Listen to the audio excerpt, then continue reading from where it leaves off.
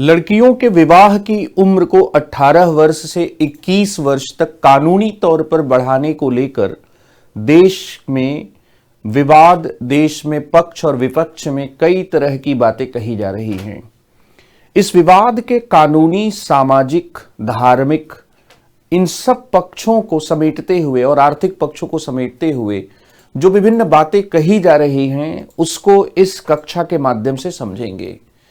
लड़कियों के विवाह के उम्र को कानूनी तौर पर 18 से 21 वर्ष किए जाने का जो विधेयक है वह लोकसभा में स्थायी समिति को, स्टैंडिंग कमेटी को पेश करने के बाद विचार करने के लिए सौंप दिया गया है।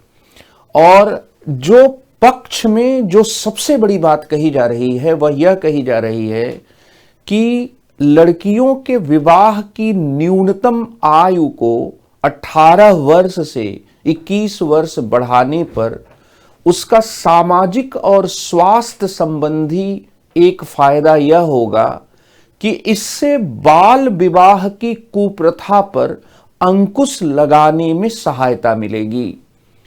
भारत में नेशनल फैमिली हेल्थ सर्वे के सर्वेक्षण का जो 5वां चक्र था उसमें 2019-20 के आंकड़ों के लिए बताया गया कि भारत में फिलहाल 23% अभी भी बाल विवाह हो रहे हैं। मतलब 18 वर्ष से कम उम्र में ही विवाह कर दिए जा रहे हैं। ये जो बाल विवाह होने की दर है यह निश्चित रूप से कम हुई है, क्योंकि नेशनल फैमिली हेल्थ सर्वे 2016 के आंकड़ों में जो बाल विवाह होने की जो दर थी वो 27% थी। लेकिन इसे पूरी तरह से रोकने के लिए, समाप्त करने के लिए सरकार का पक्ष ये है कि 18 वर्ष से 21 वर्ष तक इस लिमिट को हमें बढ़ाना, रेज करना या एज को बढ़ाना पड़ेगा। दूसरी तरफ जो सरकार के इस प्रस्ताव से सहमत नहीं है और यहां तक कि जो विपक्ष में है, जो ये मानते हैं कि ये काउंटर प्रोडक्टिव भी हो सकता है, उनका कहना है, कुछ जनसंख्या और परिवार नियोजन जो विशेषज्ञ हैं उन विशेषज्ञों की एक चिंता है कि इससे अवैध जो विवाह है, उसकी इलीगल जो मैरिज है उसकी संख्या बढ़ सकती है। और उनका यह भी कहना है कि महिलाओं के लिए न्यूनतम विवाह की आयु 2006 में prohibition of child marriage act में तय किए जाने के बावजूद भी बाल विवाह नहीं रुक पाए। तो ये कहना कि 2021 में इस संशोधन के बाद बाल विवाह रुक जाएंगे, ये दरअसल उन कारणों की अनदेखी करना है जिन कारणों की वजह से बाल विवाह होते हैं। तो यहां पर आप जो ये पूरा जो डिबेट है, इस डिबेट या ये जो विभिन्न जो बातें कही जा रही हैं इसके पक्ष विपक्ष में जो चीजें हैं उनको आप समझे। तो यहां पर हम लोग देख रहे हैं कि लड़कियों का विवाह 21 में किए जाने को लेकर जो पक्ष में व जो विपक्ष में जो बातें कही जा रही हैं उन बातों को यहां पर देखें। सबसे पहला और इंपॉर्टेंट एस्पेक्ट यहां पर यह कहा गया कि विवाह की उम्र बढ़ाए जाने का मतलब यहां पर उम्र बढ़ाए जाने का एक सामाजिक प्रभाव यह होगा कि जो बाल विवाह हैं उन बाल विवाह पर अंकुश करने में, अंकुश लगाने में सहायता मिलेगी। ये कहा जा रहा है कि अंकुश लगाने में इसमें सहायता मिलेगी।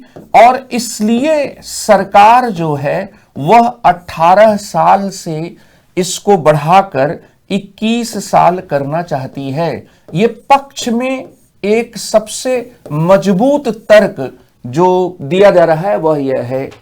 लेकिन जैसा मैंने आपसे कहा कि इसके विपक्ष में भी कुछ बातें कही जा रही हैं और इसके विपक्ष में जो कहा जा रहा है वह यह कहा जा रहा है कि दरअसल बाल विवाह पर अंकुश पूरी तरह से लग जाएगा, इसकी संभावना कम है। दरअसल इलीगल मैरिज की जो संख्या है वह संख्या क्या है, बढ़ सकती है। तो यहां पर एक दूसरा, यहां पर काउंटर जो आर्गुमेंट है, वह काउंटर आर्गुमेंट क्या है कि अवैध विवाह की संख्या जो है वह संख्या क्या है, बढ़ सकती है। यह जनसंख्या और परिवार नियोजन विशेषज्ञों का यह क्या है, कहना है। दोनों के पीछे जस्टिफिकेशंस क्या है, चाहे वो पक्ष में बात कही जा रही हो या विपक्ष में बात कही जा रही हो।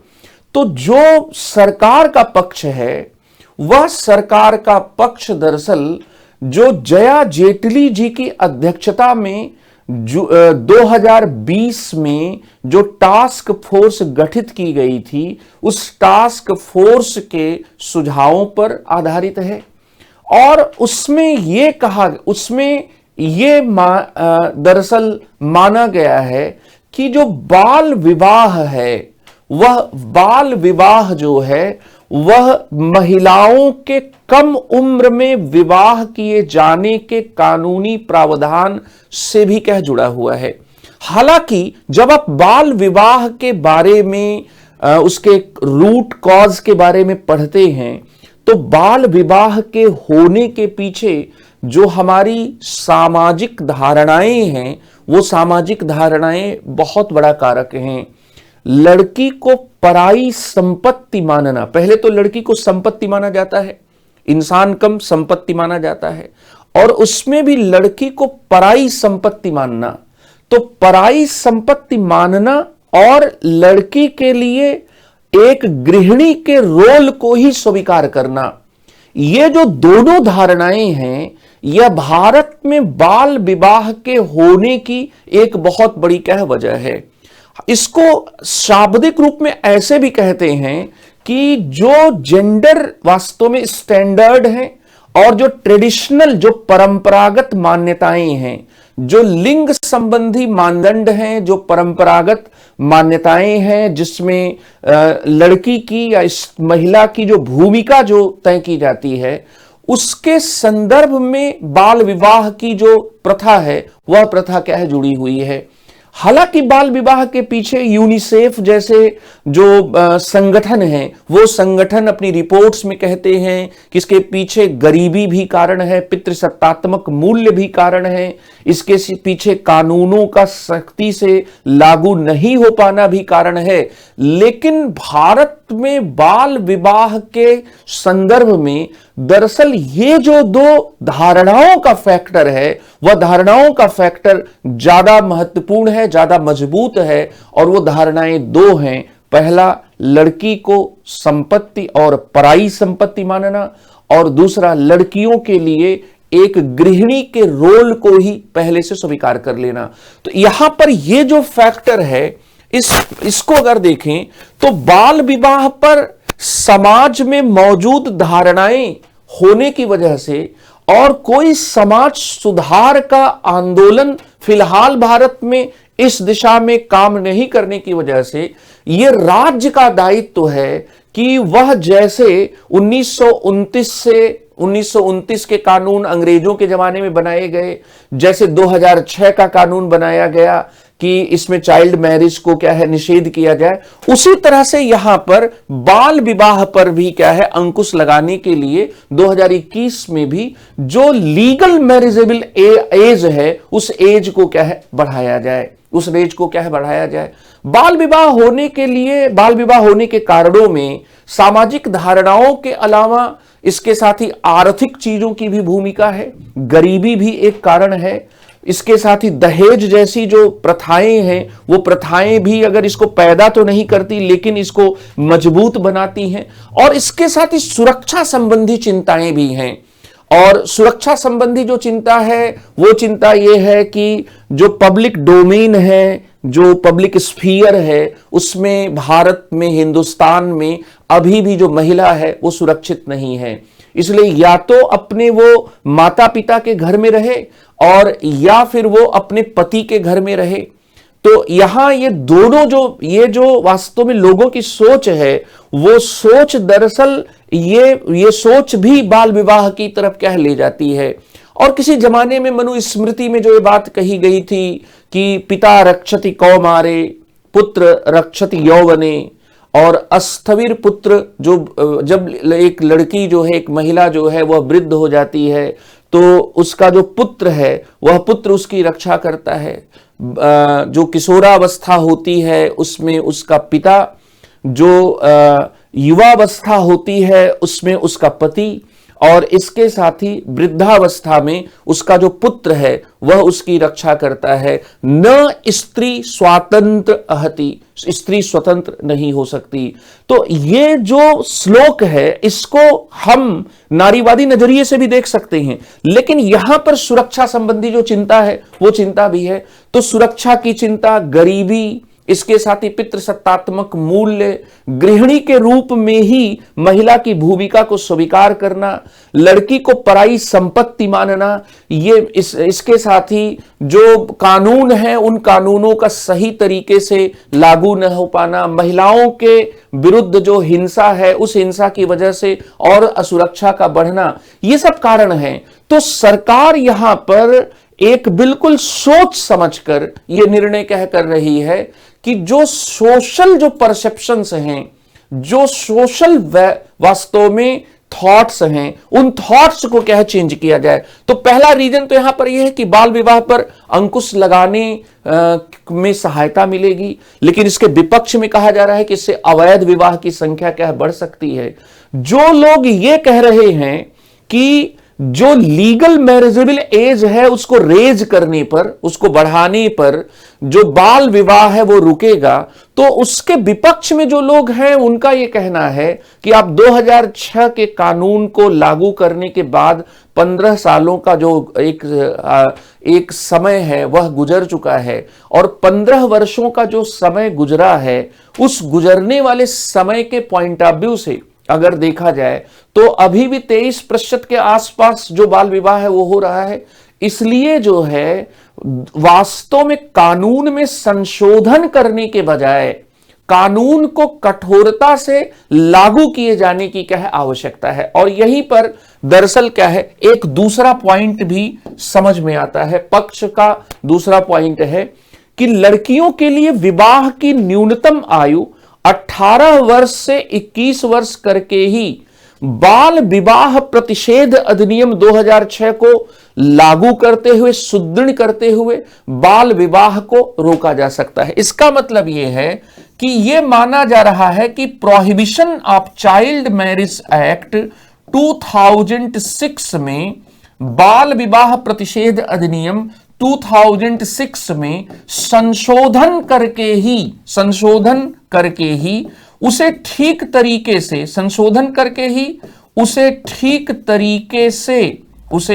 तरीके से लागू किया जा सकता है और मजबूत किया जा सकता है। तो ठीक तरीके से लागू करना और इसके साथ ही मजबूत करने की बात सरकार क्या है कर रही है, मजबूत करने का तर्क क्या है दिया जा रहा है। लेकिन जो इसके विपक्ष में है वो ये कह रहे हैं कि जरूरत पीसीएमए में, prohibition of child marriage act में जो रेज है, जो लीगल मैरिजेबल एज है, उस एज को बढ़ाने के बजाय, संशोधन करने के बजाय पीसीएम में 2006 को दरअसल क्या है अमेंडमेंट करने के बजाय उसको कठोरता से लागू करने की जरूरत थी। और इस संदर्भ में दरअसल यह भी कहा जा रहा है कि आप अगर बाल विवाह को रोकने के लिए आप एक बहुत ही मुख्य उद्देश्य रखते हैं, तो आप अपने मॉडल को देखिए।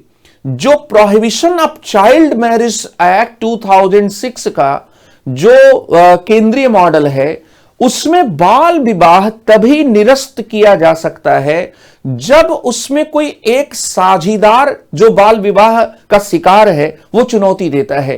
तो अपने से बाल विवाह निरस्त नहीं होता।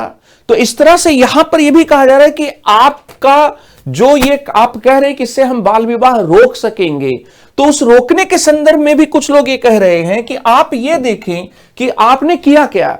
आपका जो मॉडल है पीसीएमए 2006 का जो केंद्रीय मॉडल में बाल विवाह तभी निरस्त किया जा सकता है, तभी निरस्त किया जाता है जब उसमें शामिल एक साझेदार की तरफ से कोई याचिका क्या है दायर की जाती है। एक साझेदार चुनौती देता है। अपने आप तो क्या है आप निरस्त नहीं करते, तो आपसे ज्यादा बेटर मॉडल तो कर्नाटक का है। कर्नाटक मॉडल में नाबालिगों के बीच हुई तमाम शादी को आरंभ से ही निरस्त घोषित कर दिया जाता है, और इसके लिए कर्नाटक में 2016 में एक कानून बनाया गया जिस कानून का नाम है बाल विवाह निषेध कर्नाटक संशोधन अधिनियम। तो यहां पर क्या है कि इस केंद्रीय जो मॉडल है, इस केंद्रीय मॉडल को कर्नाटक मॉडल से चैलेंज भी किया जा रहा है। दरअसल 2017 में सुप्रीम कोर्ट का एक लैंडमार्क डिसीजन आया था, वो independent Thought versus Union of India and others, child marriage पर यह मील का पत्थर निर्णय था। तो उस डिसीजन में भी सुप्रीम कोर्ट ने कर्नाटक मॉडल की क्या चर्चा की थी। तो यहां पर यह कहा जा रहा है कि जो कर्नाटक मॉडल है, कर्नाटक मॉडल में जो बाल विवाह है, उसमें बाल विवाह को निरस्त जो है वो कानून से ही कर दिया जाता है, पक्षकार की चुनौती देने से ही नहीं होता। तो कर्नाटक मॉडल में जो नाबालिग हैं, नाबालिगों के बीच, नाबालिग मतलब जो एडल्ट नहीं हैं, तो नाबालिगों के बीच हुई तमाम शादी को, जो तमाम शादी है, तमाम शादी को शुरू से ही निरस्त कर दिया जाता है। और इसलिए कुछ लोग ये कह रहे हैं कि आपको करना था तो आप इसको भी कर सकते थे। और इसके लिए यहां पर ध्यान देना है कि इसके लिए कर्नाटक बाल विवाह निषेध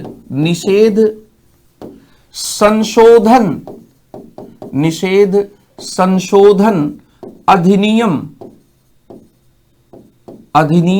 बनाया गया। अधिनियम क्या है बनाया गया, ये बात यहां पर क्या है आप कर सकते हैं। अब यहां देखिए जो ये बातें कही जा रही हैं, ये तो पक्ष और विपक्ष है, और पक्ष विपक्ष से एक समपक्ष भी कह निकलता है। जो जया जेटली टास्क फोर्स 2020 में बनाया गया था जून में, तो जया जेटली टास्क फोर्स ने यह अप्रोच लिया कि यह एक सामाजिक बुराई है, और सामाजिक बुराई को धीरे धीरे ही चेंज किया जा सकता है। इसलिए कर्नाटक मॉडल में बेशक ऊपर से अपनी खूबियां दिख रही होंगी, लेकिन कर्नाटक मॉडल से मुझे लगता है कि जो केंद्रीय मॉडल है वो ज्यादा इसमें क्या है ठीक है, क्योंकि किसी सामाजिक बुराई को आप कानून के द्वारा कभी भी समाप्त नहीं कर सकते। समाज के भीतर परिवर्तन आना चाहिए, सामाजिक चेतना और जागरूकता में क्या है परिवर्तन क्या है आना चाहिए। इसलिए मुझे लगता है कि कहने के लिए विपक्ष में कर्नाटक मॉडल की हम भले ही चर्चा कर लें कि तो बाल विवाह को क्या है शुरू से ही निरस्त कर देता है, लेकिन बाल विवाह अगर गरीबी से होता है, गरीबी की वजह से होता है, बाल विवाह जो है वह किसी और सामाजिक कारण की वजह से होता है, या लड़की के पास कोई ऐसे अवसर है ही नहीं, वह या फिर लड़की स्वयं ये निर्णय करती है, लड़की के माता पिता ये निर्णय करना चाहते हैं कि उसे हाउस वाइफ ही बनना है। तो ऐसी स्थिति में हम यहां पर सभी परिस्थितियों को एक समान नहीं पाकर हम केवल कानून के द्वारा चीजों को चेंज नहीं कर सकते। तो ये यहां पर पक्ष विपक्ष में 3 बातें आपको बताई गई। अब यहां पर इसके साथ ही यहां जो चौथी बात है, उस चौथी बात को भी आप समझें कि जो यहां पर लड़कियों की उम्र को बढ़ाए जाने के पक्ष में हैं, जो ये कह रहे हैं कि 18 से 21 साल का जो लीगल जो मैरिजेबल एज को रेज करने का जो प्रपोजल है, वह प्रपोजल बिल्कुल सही है। उनका एक लॉजिक है, और वो लॉजिक ये है कि विवाह की उम्र बढ़ने से मां बनने की उम्र भी क्या हो जाएगी, बढ़ जाएगी। तो यहां पर चौथा पॉइंट ये है कि विवाह की जो उम्र है, विवाह की उम्र बढ़ने से जो मां बनने की जो उम्र है, जो मां बनने की जो उम्र है, वह मां बनने की उम्र भी क्या हो जाएगी, बढ़ जाएगी। इसलिए भी लड़कियों की जो उम्र है विवाह करने की, उसको क्या है, बढ़ा दिया जाना चाहिए।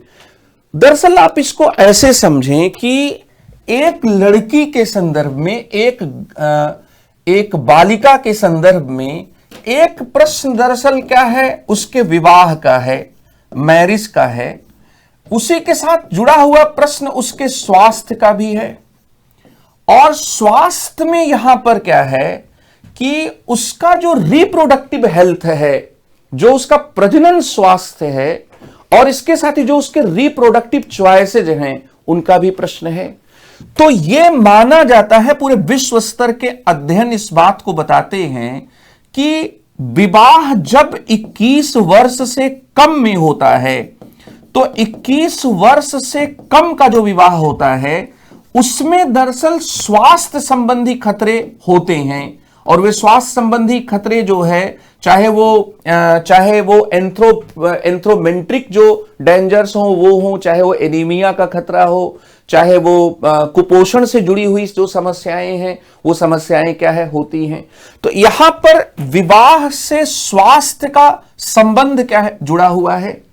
और कुपोषण सहित तमाम जो खतरे हैं, वो खतरे क्या है, इससे जुड़े हुए हैं। तो जब हम विवाह की उम्र को रेज करेंगे लड़कियों के मामले में, तो यहां पर मां बनने की उम्र भी क्या हो जाएगी, वह क्या है, बढ़ जाएगी। और मां बनने की उम्र जब बढ़ जाएगी, तो मातृ मृत्यु दर और शिशु मृत्यु दर को ठीक करने के लिए जो हमें अधिक मौके भी मिलेंगे, और इसके साथ ही जो उसे सुधारने के लिए भी क्या है, हमें क्या है, सुधारने के लिए भी अपेक्षाकृत बायोलॉजिकल फैक्टर्स के अलावा सोशियो इकोनॉमिक फैक्टर्स की भी हम ज्यादा मदद क्या ले सकते हैं। तो यहां पर एक बात यह कही गई कि विवाह का स्वास्थ्य से जो कनेक्शन है, उस कनेक्शन को क्या है, देखें। लेकिन जो लोग विपक्ष में बात करते हैं, वो ये कहते हैं कि विवाह की उम्र बढ़ने से मां बनने की उम्र बढ़े, यह हमेशा आवश्यक नहीं होता।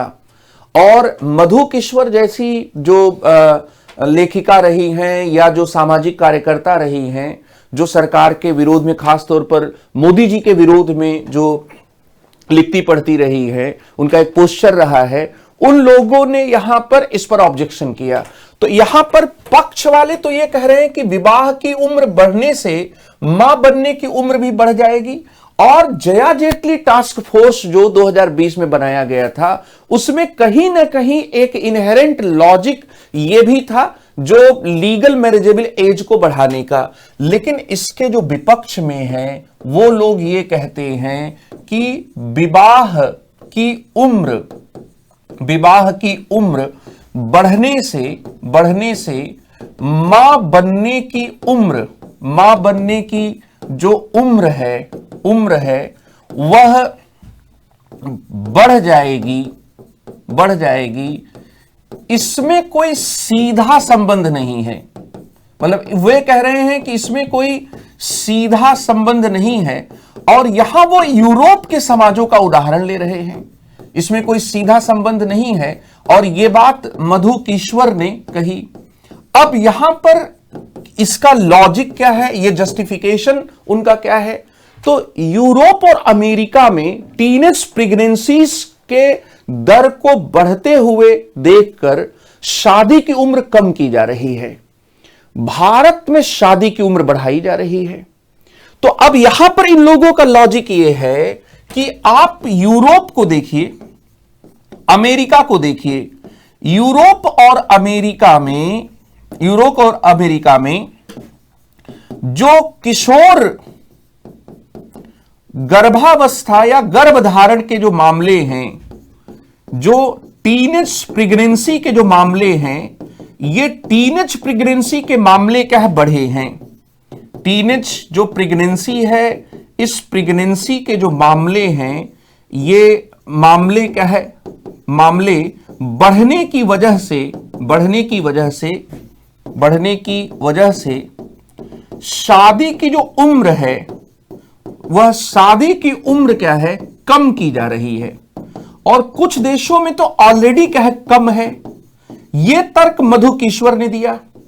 और फिर यहां पर हमारे जो एक बहुत ही चर्चित जो है नेता है, ऑल इंडिया मुजाहिल जो AIMIM के नेता ओवैसी साहब ने कहा कि आप अमेरिका के एक राज्य में 14 साल की उम्र में शादी करने की इजाजत है, यूके और कनाडा में 16 साल, और न्यूजीलैंड में अगर माता पिता कंसेंट देते हैं तो 16 से 19 साल के बीच में शादी करने की इजाजत है। तो ऐसी स्थिति में भारत जो है वो इस ट्रेंड को क्यों नहीं देख रहा है, यह बात कही जा रही है। यहां पर आप देखिए कि यूरोप और अमेरिका में टीनेज प्रेगनेंसी का तर्क दिया गया, और इसीलिए टीनेज प्रेगनेंसी का जैसे ही तर्क दिया गया तो मधु किश्वर यह कहती हैं कि यह जो निर्णय है, यह न केवल मूर्खतापूर्ण है बल्कि क्या है, हानिकारक भी है। यह उन्होंने अपने ट्विटर पर लिखा भी। उन्होंने कहा कि मोदी वोकिज्म कर रहे हैं, मोदी केवल ज्यादा क्या है, बात कर रहे हैं, इसके पीछे के और जो फैक्टर्स हैं उनको ओवरलुक कर रहे हैं।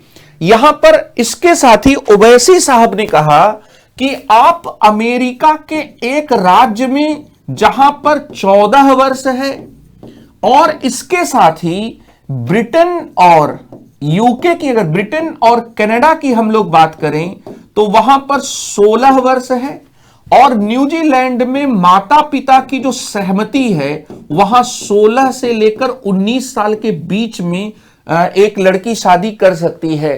तो ऐसी स्थिति में इन देशों का हम क्या कहेंगे? तो अभी आपने देखा कि सरकार कह रही है कि बाल विवाह क्या है, उस पर अंकुश लगाने में सहायता मिलेगी।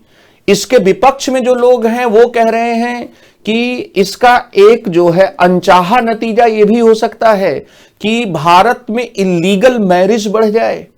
फिर इसके साथ ही सरकार ये कह रही है, सरकार का जो अपना तर्क है, उस तर्क को अगर आप देखें तो सरकार ये कह रही है कि इसमें संशोधन करना पुराने कानून में इसलिए जरूरी था क्योंकि तभी क्या है, तभी बाल विवाह को रोका जा सकेगा। दूसरे कह रहे हैं कि सख्ती से लागू करने की जरूरत थी पुराने कानून को, इसमें संशोधन करने की जरूरत नहीं थी। सरकार का यह कहना है कि केंद्रीय मॉडल बिल्कुल ठीक है और इसलिए हम 2021 में भी उसको कंटिन्यू कर रहे हैं। हम बाल विवाह को तभी निरस्त करेंगे जब कोई साझेदार चुनौती देगा। कर्नाटक मॉडल में बाल विवाह जो है वो कानून ही निरस्त कर देता है, कोई चुनौती दे चाहे ना दे। तो यहां पर यह जो बहस है, इस बहस के साथ ही एक और यहां पर ऑब्जेक्शन आ गया कि भाई आप ये सोच रहे हो कि विवाह की उम्र बढ़ने से मां बनने की उम्र बढ़ जाएगी, लेकिन दूसरे ये कह रहे हैं कि यह जरूरी नहीं है, यह जरूरी नहीं है। विवाह संस्था कमजोर पड़ रही है, लिविंग रिलेशनशिप में लोग रह रहे हैं। तो ऐसी स्थिति में फिर इसके साथ ही सिंगल जो पेरेंटहुड क्या है की अवधारणा क्या है आ गई है। तो अब ऐसी स्थिति में यहां पर सिंगल मदर की अवधारणा, पेरेंट सिंगल मदर की अवधारणा आ गई है।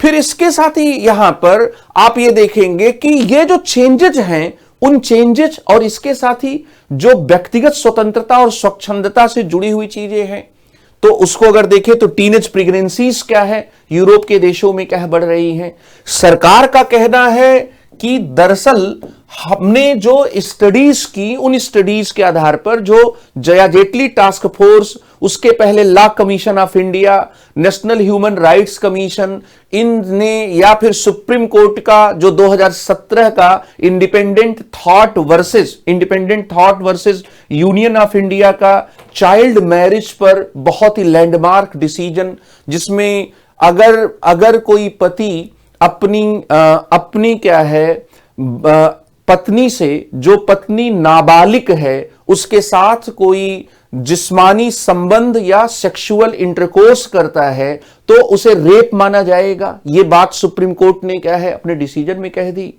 तो अब यहां पर सुप्रीम कोर्ट के डिसीजंस को देखें, लॉ कमीशन ऑफ इंडिया की बात को देखें, फिर इसके एनएचआरसी के द्वारा जो बातें कही गई उनको देखें, और जया जेटली टास्क फोर्स को देखें, तो यहां पर यह कहा गया कि जो हेल्थ इश्यूज हैं, जैसे एक है कि मातृ मृत्यु दर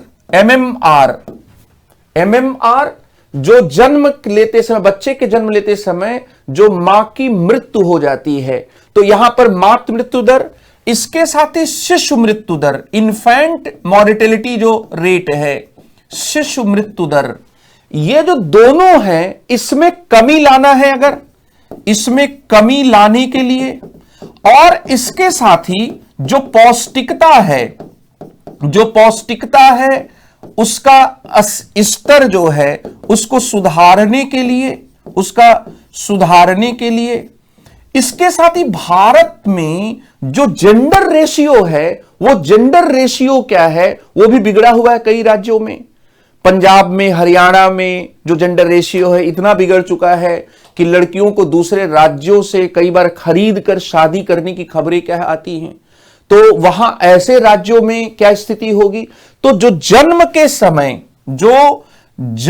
समय जो लैंगिक अनुपात है, जो यहां पर जो लैंगिक अनुपात है, उस लैंगिक अनुपात को ठीक करने के लिए दरअसल एक मैच्योर पेरेंटिंग की क्या जरूरत है, एक उत्तरदायित्वपूर्ण अभिभावकता की जरूरत है। और यह उत्तरदायित्वपूर्ण अभिभावकता की संभावनाओं में वृद्धि तभी होगी जब एज को क्या है बढ़ाया जाए। तो यहां पर इनडायरेक्ट तर्क दिया गया कि ठीक करने के लिए दरअसल क्या है, एक उत्तरदायित्वपूर्ण अभिभावकता की, एक रिस्पॉन्सिबल गार्जियनशिप की क्या है जरूरत है, उसकी संभावना को बढ़ाए जाने की जरूरत है। और इस जरूरत के संदर्भ में यहां पर यह कहा जाए कि रेज करना ही क्या है ठीक है। तो आप देखेंगे पक्ष विपक्ष के जो तर्क हैं, वो तर्क क्या है अपनी अपनी जगह बिल्कुल सही प्रतीत होते हैं। लेकिन जहां तक यहां पर एक तीसरे पक्ष की बात है, अगर इन दोनों को समझें तो भाई हम यूरोप और अमेरिका नहीं हैं, भारत का समाज वैसा नहीं है। दरअसल भारत के समाज में व्यक्तिवादिता है, लेकिन इसके साथ ही इतनी भी नहीं है कि हम टीनेज प्रेगनेंसी के जो खतरे हैं उन खतरों की तरफ क्या चले जाएंगे कि अगर हमने 21 को कर दिया तो भारत में टीनेज प्रेगनेंसी की रेट जो है वो बहुत ज्यादा क्या है बढ़ जाएगी। तो भारत का समाज यहां पर इस मामले में पश्चिम के व्यक्तिवादी समाज से थोड़ा अलग है। भारत में सोशल टैबूज जो है वो इस कानून के बन जाने से अचानक चेंज नहीं होंगे। और भारत में जहां पर फिल्मों में ये गाने तक बने कि अगले जन्म मोहे बिटिया न कीजो, तो वहां पर आप ये समझ लीजिए कि अभी भी लड़की का जन्म लेना एक उदासी का सबब होता है। तो ऐसा मैं बिल्कुल नहीं मानता हूं कि 2021 में इस संशोधन के बाद भारत बिल्कुल व्यक्तिवादी समाज क्या है हो जाएगा।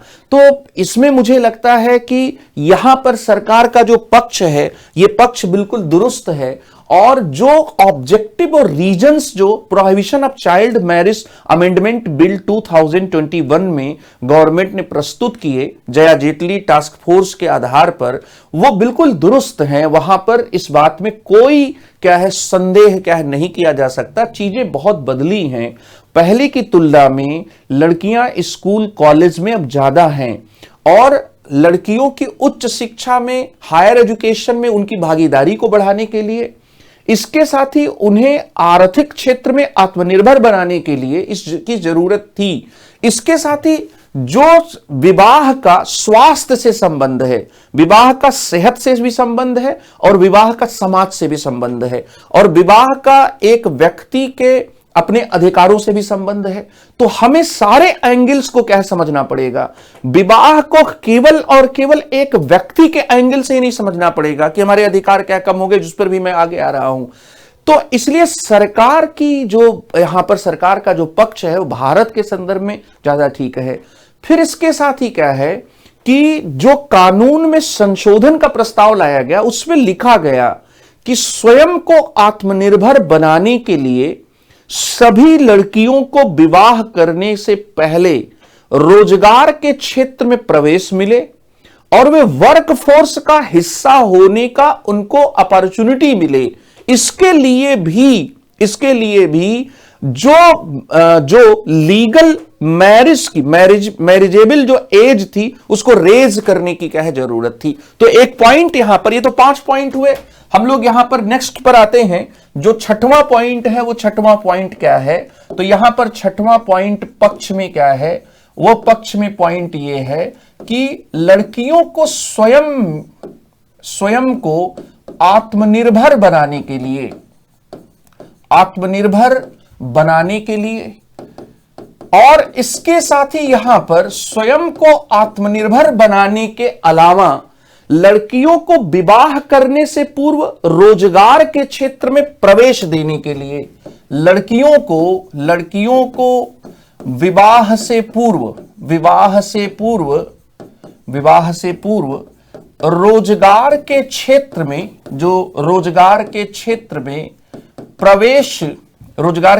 में प्रवेश देने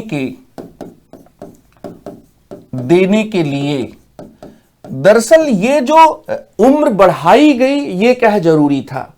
इसके साथ ही प्रवेश देने के लिए और उन्हें कार्य दल का जो वर्क फोर्स है, इस वर्क फोर्स का हिस्सा बनाने के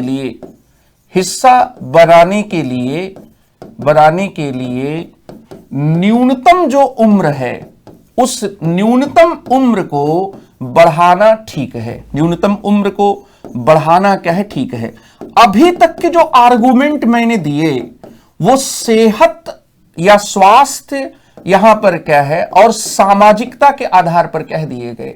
ये इकोनॉमिक एस्पेक्ट में आर्गुमेंट है कि इंडिया के वर्कफोर्स में का श्रम बल में महिलाओं की भागीदारी का जो स्तर है वो बहुत निम्न है और इसको बढ़ाने के लिए भी क्या है ये जरूरी है। यह क्या है जरूरी है।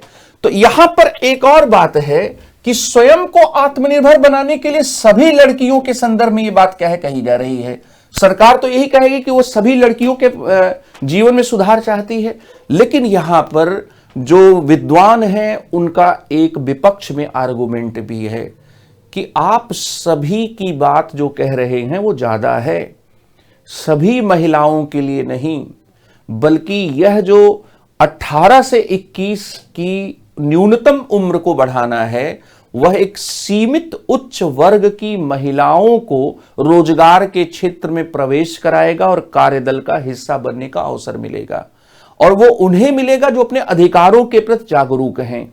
मतलब यहां पर एक क्लास डिवीजन भी दिखेगा और ये बात दूसरे भी कह रहे हैं।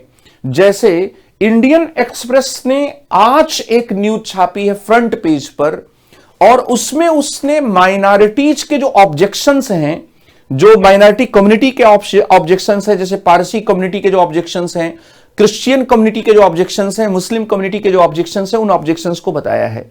दिल्ली के एक क्रिश्चियन कम्युनिटी के प्रवक्ता ने यह बात कही है कि हम रूल ऑफ द लॉ को मानते हैं, तो इसलिए कैनल जो लॉ है उस लॉ को तो हम पीछे रखेंगे, हम इसको स्वागत करते हैं, लेकिन यह सोच कर देखें कि जो गांवों में मार्जिनलाइज्ड वर्ग है, वो मार्जिनलाइज्ड वर्ग जो है वो वास्तव में इस कानून की वजह से प्रताड़ित हो सकता है। क्यों प्रताड़ित हो सकता है?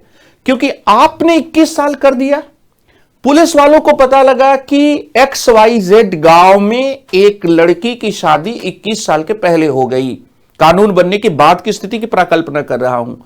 अब यहां पर वे इस आधार पर कि तुमने कानून तोड़ा है, यहां पर क्या है, किसी परिवार को, किसी व्यक्ति को क्या है, निशाना बना सकते हैं।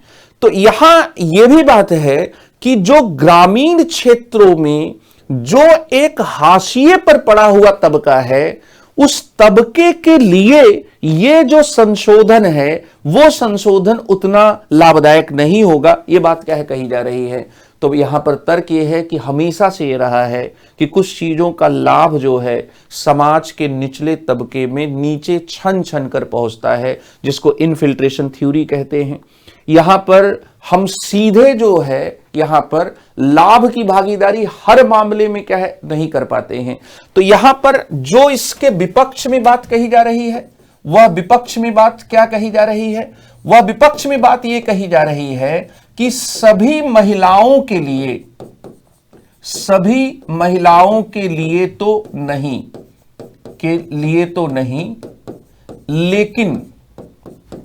लेकिन कुछ सीमित उच्च वर्ग की महिलाओं के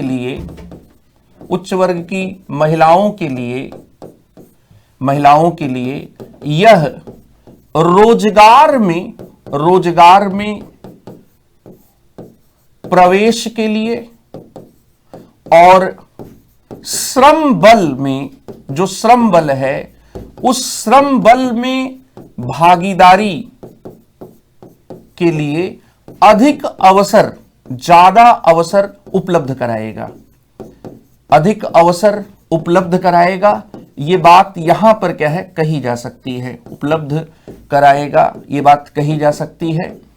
और इसके साथ ही लेकिन जो ग्रामीण क्षेत्र में जो वंचित समूह है उसके लिए यह ज्यादा लाभप्रद नहीं होगा, यह बात भी कही जा रही है। तो ये बात अपने आप में क्या है कुछ हद तक सही भी है। इसके दुरुपयोग की भी जो चिंता है वह दुरुपयोग की भी चिंता क्या है, यह क्या है कही जा रही है। एक और बात कही जा रही है कि इससे महिलाओं या बालिकाओं का सशक्तिकरण होगा, लेकिन जो इसके विरोधी हैं वो कहते हैं कि शादी के लिए नाबालिग होने का तर्क जो है उसके आधार पर लड़की पर माता पिता का जो कंट्रोल है वो कंट्रोल और बढ़ भी सकता है। तो यहां पर एक तरफ आप कह रहे हैं कि इससे हम महिला सशक्तिकरण की तरफ बढ़ेंगे, इससे हम महिला सशक्तिकरण की तरफ क्या है की तरफ बढ़ेंगे। और खुद भारत सरकार में महिला और बाल विकास मंत्रालय ने जब ये 18 से 21 बढ़ाने का प्रपोजल जिस विधेयक में प्रस्तुत किया उसमें महिला सशक्तिकरण पहला तर्क है ऑब्जेक्टिव और रीजंस में संशोधन में। तो इसमें महिलाओं का सशक्तिकरण होगा, लेकिन दूसरी तरफ यह भी आशंका व्यक्त की जा रही है कि जैसे ही आप 21 वर्ष करेंगे तो 21 वर्ष के पहले एक लड़की शादी के लिए नाबालिग हो जाएगी, और शादी के लिए नाबालिग होने के तर्क के आधार पर माता पिता, उसके परिजन, परिवार के लोग और उसके स्वजन और नियंत्रण बढ़ाने की कोशिश भी कर सकते हैं। तो यहां पर हम लोग काउंटर आर्गुमेंट भी जो दिया गया है कि शादी के लिए 21 वर्ष तक नाबालिग होने के तर्क के आधार पर नाबालिग होने के तर्क के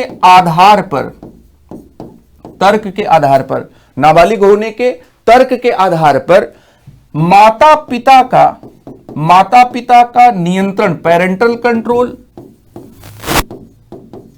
और इसके साथ ही परिजनों व स्वजन का जो नियंत्रण है वह नियंत्रण और बढ़ सकता है, यह बात भी क्या है कही जा रही है। तो यहां पर एक काउंटर नैरेटिव जो है वो काउंटर नैरेटिव क्या है ये भी है।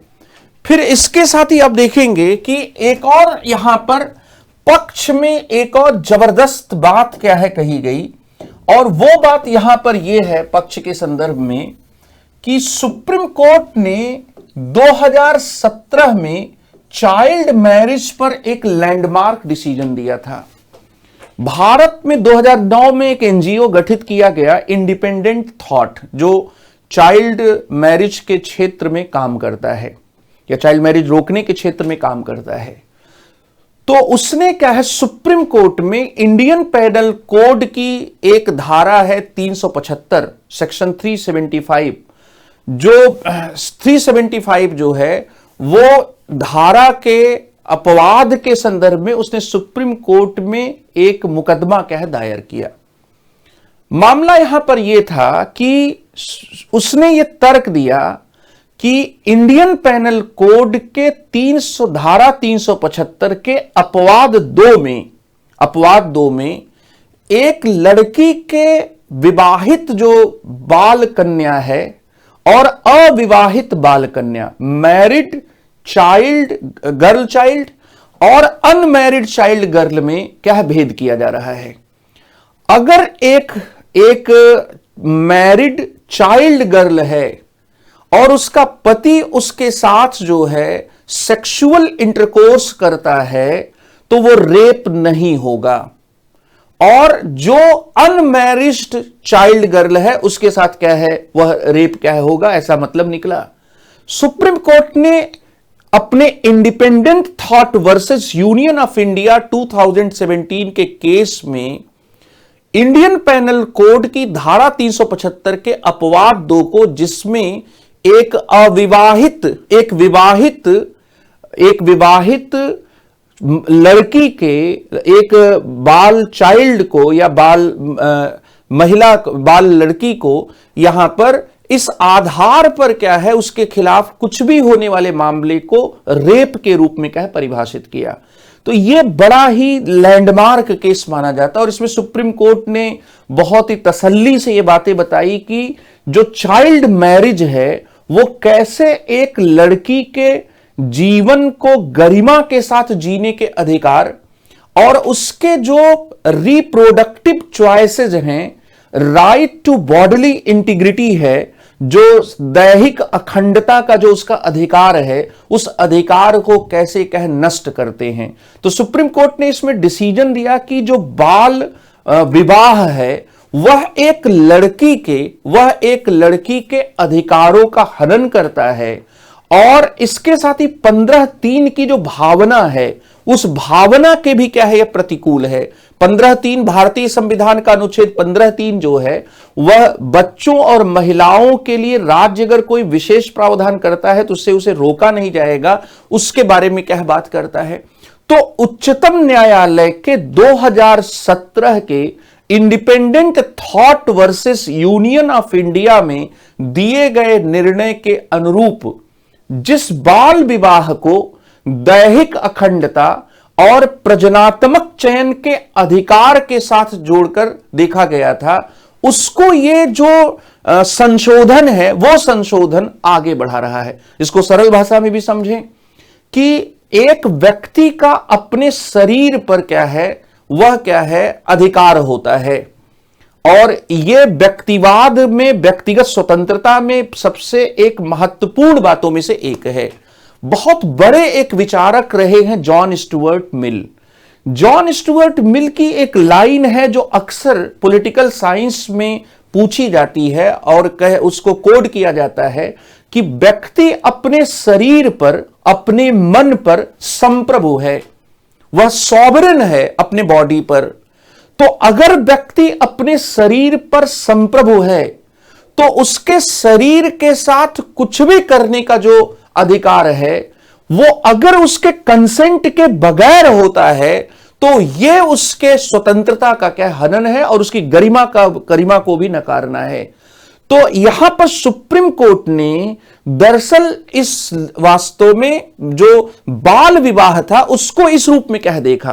तो यह कहा जा रहा है कि गहराई से अगर देखा जाए तो 2017 में सुप्रीम कोर्ट ने अपने बहुत ही landmark decision Independent Thought versus Union of India में यह व्यवस्था दी थी कि अगर non consensual intercourse, sexual intercourse जो है एक चाइल्ड मैरिज के भीतर किया जाता है तो वह रेप होगा। और इसके साथ ही जो चाइल्ड मैरिज है वह एक लड़की के जो अधिकार हैं उन अधिकारों और अधिकारों के साथ साथ यहां पर यह भी कहा गया कि एक लड़की के वास्तव में मानव अधिकारों का उल्लंघन है। और हिंदुस्तान में जितने भी कानून हैं, वो चाहे पर्सनल लॉज हो या फिर स्टैटू लॉज हो, उसमें इस बात को ध्यान में रखते हुए उन्हें हार्मोनाइज किया जाए। उन्हें क्या है, उनके बीच में अगर अलग अलग बातें हैं, कहीं 15 साल है तो कहीं पर 18 साल है, तो उसमें क्या है कि स्टैटू लॉ को अर्थात जो पीसीएमए है उसको प्राथमिकता दिया जाए और पर्सनल लॉज को क्या है, पर्सनल लॉज को नकारा जाए। पर्सनल लॉज को इस मामले में जेंडर इक्वलिटी के पर्सपेक्टिव से क्या है देखा जाए। तो कहा जा रहा है कि ये जो अमेंडमेंट है जो 2021 में प्रपोज किया गया, प्रस्तावित है, ये दरअसल सुप्रीम कोर्ट के independent Thought versus Union of India में दिए गए निर्णय के क्या है अनुरूप है। तो यहां पर हम लोग इस बात को एक तर्क के रूप में क्या है प्रस्तुत कर रहे हैं। यह जो बात है वो क्या है, वह बात यह है कि यह उच्चतम न्यायालय के इंडिपेंडेंट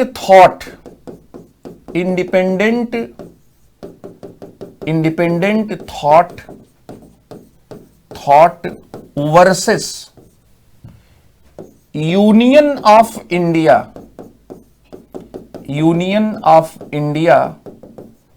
एंड अदर्स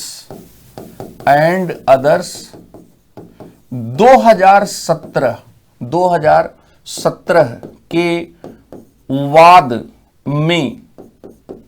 वाद में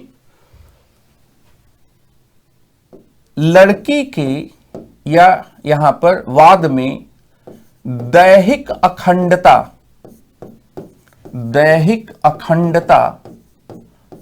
और प्रजननात्मक चयन के अधिकार के bodily integrity and reproductive choice के अनुरूप है। यह थोड़ा नया अधिकार है, लेकिन अब इसको आपको जानना पड़ेगा क्योंकि अब इसका जिक्र क्या है पहले भी हो रहा था, अब और क्या है होगा, क्योंकि ये उसी को क्या है आगे बढ़ा रहा है। तो एक और अधिकार आपने समझा कि दैहिक अखंडता और प्रजनात्मक चयन का अधिकार, ये किस केस में दिया गया? उच्चतम न्यायालय ने यह क्या है 2017 के इंडिपेंडेंट थॉट नाम के एक एनजीओ और यूनियन ऑफ इंडिया उसमें प्रतिवादी थी, उस केस में क्या है दिया गया। लेकिन इसका एक दूसरा पक्ष भी है। भारत के संविधान के एक बहुत ही चर्चित समकालीन हस्ताक्षर हैं फैजान मुस्तफा साहब, और भारत में जो नेशनल लॉ यूनिवर्सिटी है उसमें नलसर हैदराबाद के इस समय वाइस चांसलर हैं। उन्होंने ये बात खुलकर कहा कि वे दरअसल पिसिमल जो रिफॉर्म हो रहे हैं उनके पक्षधर हैं। वे बात ये बिल्कुल ठीक है कि इस दिशा में क्या हम आगे बढ़ रहे हैं, लेकिन फैजान मुस्तफा साहब ने यह भी कहा कि लेकिन इसमें एक चीज तो भी निहित है कि ये जो पूरा इनिशिएटिव है वो कर्टेल करता है freedom to marry at the age of 18। ये 18 की उम्र में जो विवाह करने की जो स्वतंत्रता है, उस स्वतंत्रता को क्या है, कटौती करता है। तो यहां पर हम लोग इसको विपक्ष में जो बातें कही जा रही हैं, उस विपक्ष की बात को भी यहां पर देखेंगे कि यह 18 की उम्र में विवाह करने के लड़कियों के जो अधिकार हैं, लड़कियों के अधिकार की कटौती कर देता है। हालांकि ये 21 में देता है, लेकिन ये सच्चाई है कि ये क्या है, कटौती क्या है, करता है। और इसमें एजम्पशन ही लिया गया है कि लड़कियां आगे बढ़ेंगी, पढ़ेंगी, उनके लिए क्या है, ये चीजें जरूरी हैं। लेकिन मान लीजिए कि कोई अपनी जिंदगी को उस तरीके से, उस विजन से, उस सोच से, उस परिकल्पना से आगे ना बढ़ाना चाहे, तो यहां पर तो उसे फील होगा कि ये क्या है, मेरे ऊपर तो विवाह के लिए नाबालिग होने के आधार पर पाबंदी के 3 साल और बढ़ गए। तो यहां पर ये विवाह करने के लड़कियों के अधिकार की कटौती करता है। तो यहां पर इसको ये कहा गया कि ये कर्टेल करता है, curtail freedom to marry at the age of 18। इसको क्या है, ये कर्टेल करता है। इसके साथ ही एक और बात कही जा रही है जो गंभीर बात है। भारतीय संविधान का अनुच्छेद 15(3) स्त्रियों और बच्चों के लिए राज्य के सकारात्मक कार्यवाही के लिए प्रावधान करता है। तो यह कहा जा रहा है कि यह जो परिवर्तन है वह 15(3) के दर्शन और मूल्यों के अनुरूप है, 21 में अभिव्यक्त व्यक्ति की गरिमा के अनुरूप है, व्यक्ति की गरिमा और बालिका और महिला की गरिमा के अनुरूप है। यह अंतरराष्ट्रीय जो मानवाधिकार संधि है, convention of elimination of all forms of discrimination against women 1979 के अनुरूप है। Law commission of India, NHRC और जया जेटली टास्क फोर्स सबके क्या अनुरूप है। तो यहां पर एक तर्क यहां पर हम लोग ये भी देंगे कि यह जो है न्यूनतम उम्र बढ़ाने का जो निर्णय है, बढ़ाने का जो निर्णय है वह अनुच्छेद 15(3) में व्यक्त महिलाओं के लिए सकारात्मक सिद्धांत के अनुरूप है। सकारात्मक सिद्धांत के या सकारात्मक कार्यवाही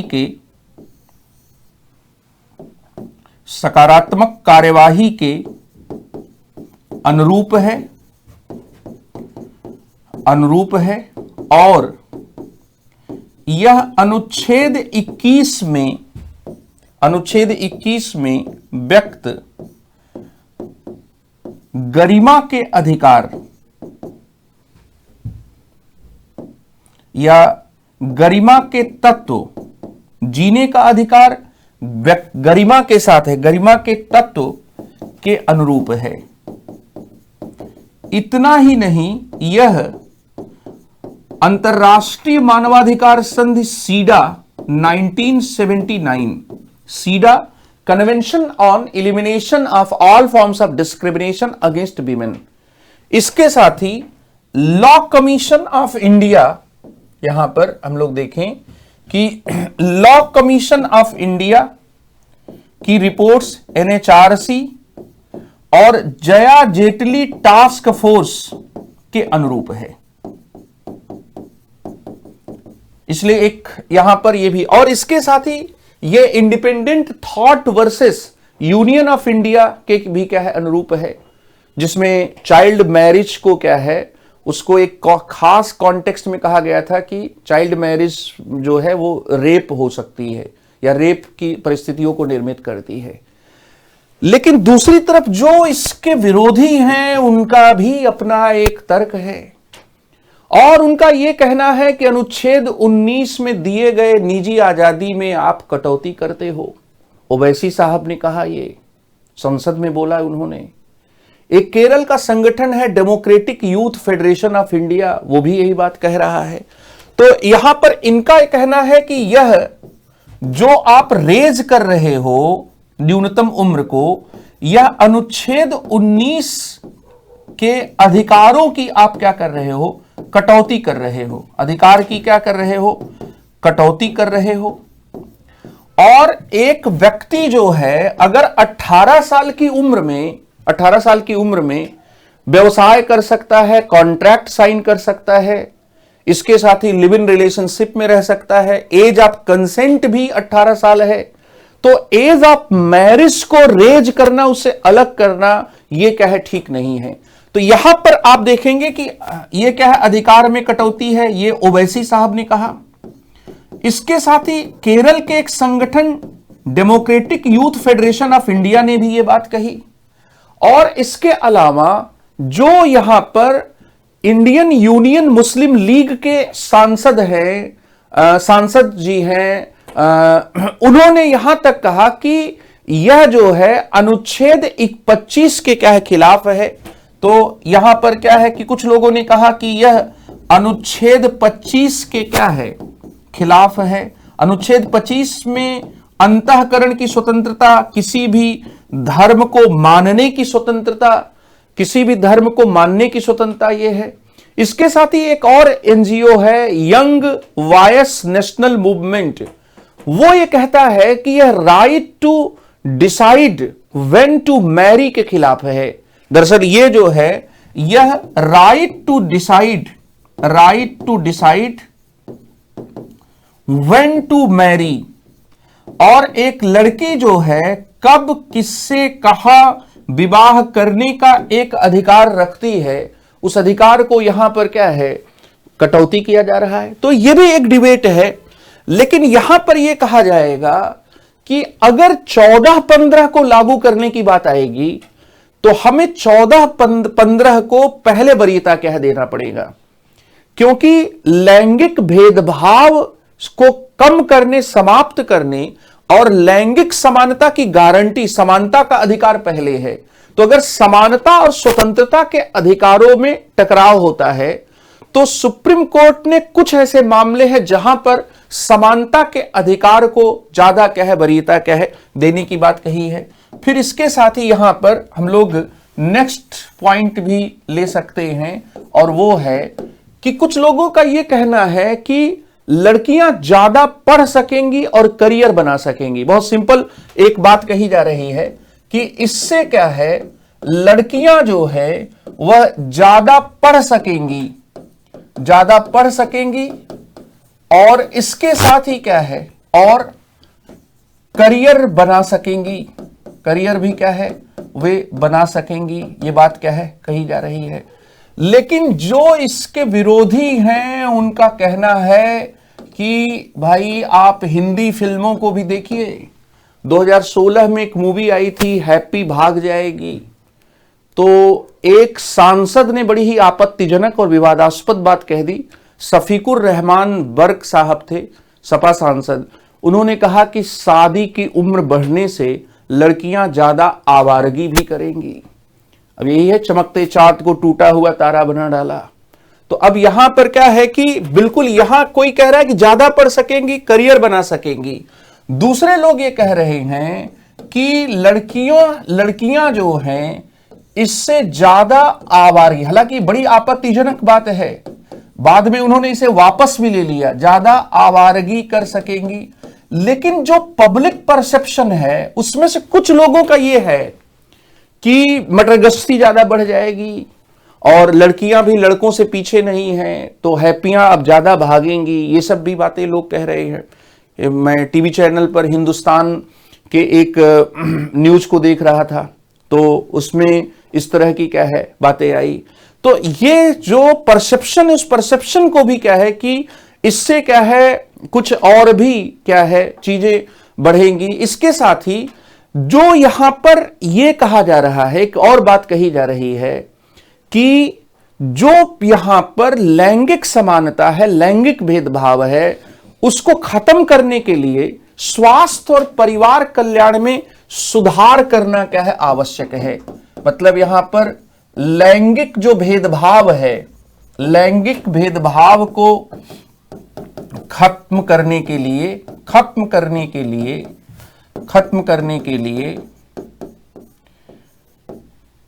परिवार और स्वास्थ्य कल्याण के मुद्दों को, स्वास्थ्य कल्याण किया जाना आवश्यक है।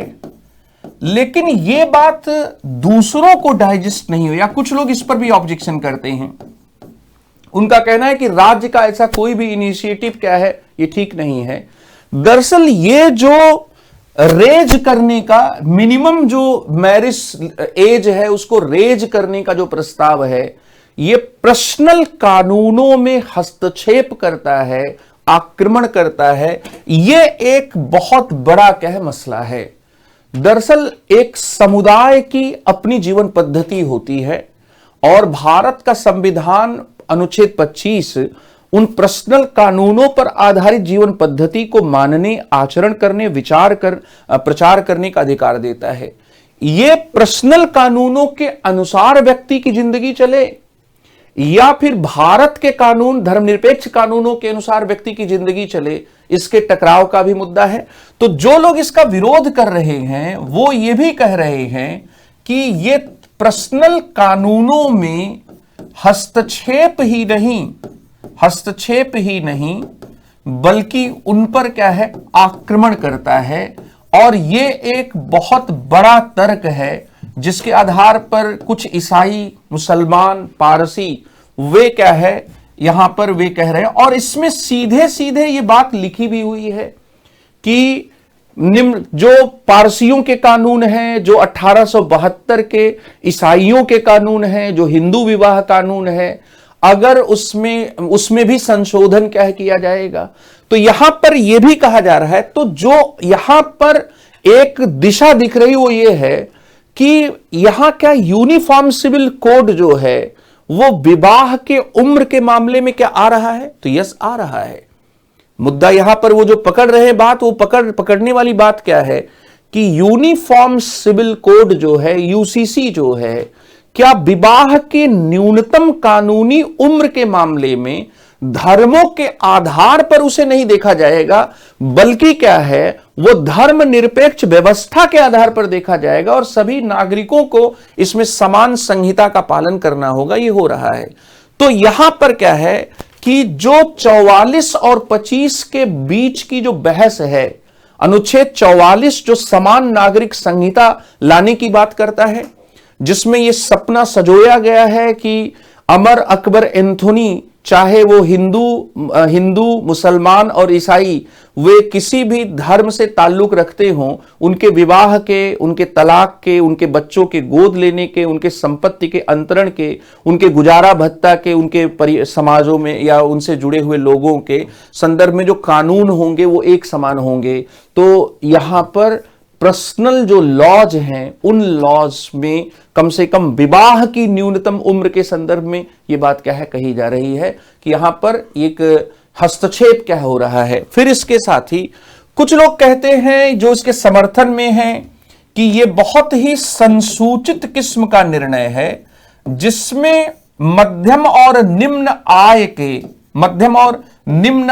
के तमाम देशों के इस अध्ययनों के निष्कर्षों को क्या है शामिल किया गया है। तो यह एक इन्फॉर्म्ड डिसीजन है, लेकिन इसका विरोध करने वाले यह कह रहे हैं कि यह एक मनमाना निर्णय है और इसमें कोई भी ज्यादा साइंटिफिक फैक्ट क्या है शामिल नहीं है। हालांकि यह बात नहीं कही जा सकती, जैसे ओवैसी साहब ने कहा कि मनमाना निर्णय है और इसमें क्या, लेकिन एक बात यहां पर यह है कि भारत में जो यहां पर उम्र है वो अलग अलग कानून में अलग अलग प्रावधान क्या है कर रही है। जैसे कि मतदान की उम्र 18 वर्ष है, इसके साथ ही कंसेंट की जो एज है वो भी 18 वर्ष है, विवाह की उम्र 21 साल है, जो डेटा प्रोटेक्शन बिल में डेटा को कंसेंट देने की जो उम्र है वो भी 18 साल है, जो अभी नया कानून बन रहा है। तो यहां पर यह कहा जा रहा है कि हम इसको क्या है, मतलब यहां पर कानूनी ढांचे को, कानूनी ढांचा जो है उसको क्या है, उसमें हार्मोनाइजेशन किया जाएगा, कानूनी ढांचे के बीच क्या है, समन्वय किया जाएगा, समन्वय किया जाएगा। लेकिन जो इसके विरोधी हैं वो इसी आधार पर क्या है, ऑब्जेक्शन कर रहे हैं कि कानूनी ढांचा क्या है, आप उसको देखिए, एक जगह 18 है, आप यहां 18 मना कर रहे हैं।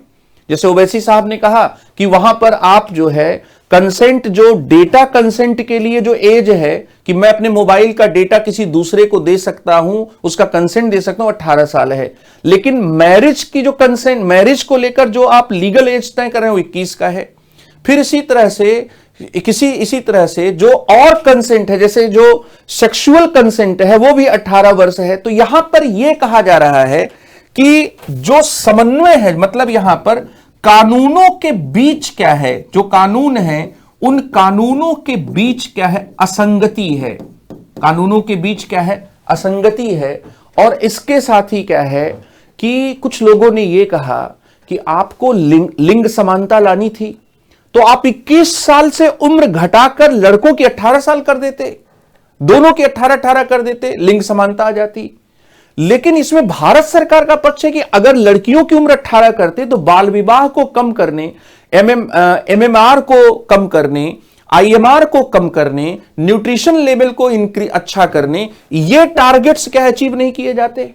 लेकिन कुछ लोग कहने कि आप कह रहे हैं कि लैंगिक समानता लाना है, तो लैंगिक समानता लाने के लिए, यहां पर लैंगिक समानता के लिए यह कहा जा रहा है कि लाने के लिए 21 के बजाय या यहां पर 18 से 21 करना अन्य लाभों के साथ जरूरी था। जो अन्य लाभ हैं उन लाभों के साथ क्या है, जरूरी था। लेकिन दूसरी तरफ आप देखेंगे कि जो इसका प्रतिपक्ष है वो ये कह रहा है कि आप यहां पर लड़कियों की उम्र को घटाकर भी, लड़कियों की विवाह की उम्र जो है, विवाह की उम्र घटाकर भी आप लिंग समानता, जेंडर इक्वलिटी क्या है, स्थापित कर सकते थे।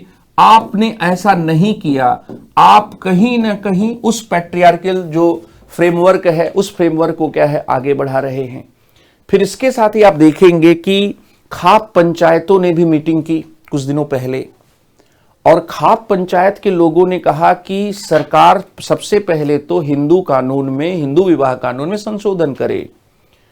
पहला समगोत्र में विवाह और गांव में विवाह, इन दोनों विवाहों को तो रोक दे कानून में संशोधन करके, और इस कानून को थोपने की कोशिश न करे। यहां पर एक रास्ता रहे कि माता पिता की सहमति से 18 साल में भी शादी क्या हो सकती है।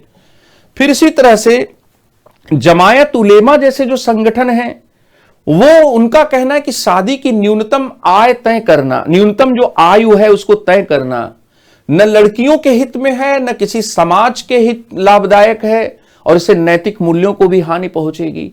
तो कम्युनिटी की तरफ से भी ऑब्जेक्शंस हैं, चाहे वो खाप पंचायतें हों, उनका भी कहना है कि आप इसको जबरदस्ती लागू करने की या थोपने की कोशिश मत करो। हमारी जो डिफरेंट जो और डिमांड्स हैं उन डिमांड्स को आप देख ही नहीं रहे हो। आप जो है समगोत्र में शादी उसको नहीं रोक रहे हो, गांव में शादी जो है उसको संशोधन करके नहीं रोक रहे हो, और आप इनको क्या है एड्रेस कर रहे हो इन इश्यूज को। तो यहां पर यह भी क्या है, बात क्या है कही जा रही है। कुल मिलाकर इन सब बातों को जानने के बाद आपके मन में एक असमंजस भी पैदा हो सकता है कि दोनों तरफ जो है जो तर्क हैं वो तर्क मजबूत हैं, लेकिन आप यहां पर इन तर्कों को अगर आप ध्यान से देखेंगे तो हमें लिंग समानता को लाने के लिए, महिला सशक्तिकरण के लिए, दरअसल जो धर्म के आधार पर गैर बराबरियां हैं या जो अंतर हैं उन अंतरों को कहीं ना कहीं नकारना पड़ेगा। और इसके साथ ही यहां पर कि भारत में जिस प्रकार की सामाजिक व्यवस्था है उसमें कानून केवल और केवल क्या है, एक शुरुआत कर सकता है, वो कैटालिस्ट हो सकता है किसी भी सामाजिक बुराई को, सामाजिक कुप्रथा को। जया जेटली टास्क फोर्स खुद ये कहती है कि जब तक सामाजिक स्तर पर जागरूकता नहीं आएगी तब तक उसे समाप्त नहीं किया जा सकता। एक तो ये बात है। दूसरी बात कि जया जेटली टास्क फोर्स जो है, केवल ये जो एज है उस एज को इंक्रीज करने की ही बात क्या है नहीं कर रही है। लड़कियों के पढ़ाई के संदर्भ में एक बहुत बड़ा मुद्दा ट्रांसपोर्टिंग का, या जो एजुकेशनल इंस्टीट्यूट्स हैं उनके रेजिडेंस से दूर हैं, यह भी मुद्दा है। तो उसने परिवहन के जो साधन हैं उन साधनों को भी क्या है बढ़ाने की बात क्या है कही है। कुल मिलाकर अगर पॉलिटी के हिसाब से देखें तो भारतीय राज्य जो है वह यूनिफॉर्म सिविल कोड में कम से कम विवाह के मामले में न्यूनतम आयु एक समान करके एक दिशा में एक कदम क्या है आगे बढ़ रहा है, यह भी बात कही जा सकती है। और इसके साथ ही भारत में उच्चतम न्यायालय का जो ये निर्णय रहा है कि बाल विवाह को अगर रोकना है तो उसे एक लड़की के अधिकारों के दृष्टि से भी देखना पड़ेगा। केवल समाज, सामुदायिकता, धर्म, इन सब के मसले से ही क्या है नहीं देखना पड़ेगा। तो उसको भी इस संशोधन में क्या है लागू किया जा रहा है। तो इसलिए ये बहुत ही वेलकम मूव है। इसमें निश्चित रूप से कुछ इसके जो कम्युनिटी की तरफ से ऑब्जेक्शंस हैं, जो इंडिविजुअल राइट्स के इश्यूज हैं, वो बिल्कुल इसमें इश्यूज हैं, लेकिन अधिकारों का दूसरे अधिकारों के साथ और दूसरे व्यक्तियों के साथ समन्वय करके ही हम बेहतर समाज को बना सकते हैं। तो ये कुल मिलाकर लड़कियों की उम्र को 18 से, विवाह की उम्र को 18 से 21 किए जाने के संदर्भ में ये पक्ष और विपक्ष में कही गई बातें हैं। बहुत बहुत धन्यवाद।